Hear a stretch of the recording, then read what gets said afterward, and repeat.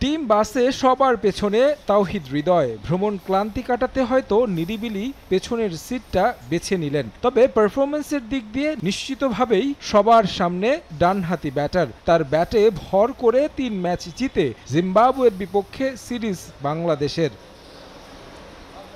বৈরী আবহাওয়ার কারণে চট্টগ্রাম থেকে টাইগারদের বহনকারী বিমানটা এসেছে খানিকটা দেরিতে। ফুরফুরে মেজাজে বিমানবন্দর থেকে বের হয়ে টিম বাসে ওঠেন হৃদয়।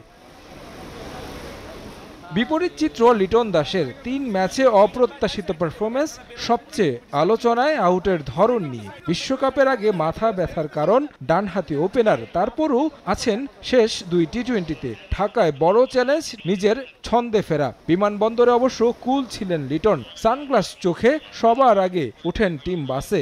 কালো চশমায় সব সমালোচনা আড়াল করতে চাইলেন এই ব্যাটার। তাসকিনের জন্য সিরিজটা স্বপ্নিল। এখন পর্যন্ত ৩ ম্যাচে নিয়েছেন ৬ উইকেট। টিম বাস ধরার আগে বিমানবন্দরে মিটিয়েছেন ভক্তের সেলফি আবদার। ১-২-৩ ঢাকায় জমি জিতে নিন ১০০% ক্যাশব্যাক সহ ২০ কোটি টাকার পুরস্কার। বিশ্বকাপ দলে নিজের জায়গা নিশ্চিত করতে তানজিদ তামিম প্রমাণ দিয়ে যাচ্ছেন। ঢাকায় শেষ ২ ম্যাচে নিশ্চয়ই চ্যালেঞ্জ থাকবে, সামর্থ্য অনুযায়ী খেলা। একে একে বের হন মাহমুদুল্লাহ, জাকের আলী, তানবীর ইসলাম, তানজিম সাকিবরা। দলের সঙ্গে বের হন হেড কোচ চান্দিকা হাথুরুসিংহে ও অন্যান্য কোচিং স্টাফরা।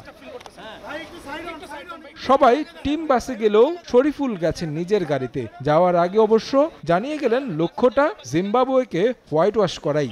ভালো পজিশনে আছে, হোয়াইট ওয়াশ তো সম্ভব, মানে বাংলা ভাষা ইনশাআল্লাহ। একই ফ্লাইটে চট্টগ্রাম থেকে ঢাকায় এসেছে জিম্বাবুয়ে ক্রিকেট দলও। আগে বাংলাদেশ দল বাসে উঠায় গেইটে অপেক্ষা করতে হয় তাদের। শান্ত বাহিনীর বিদায় নেয়ার পরই টিম বাস ধরেন সিকান্দার রাজারাম। ম্যাচ অফিসিয়ালরাও একই সঙ্গে এসেছেন ঢাকায়।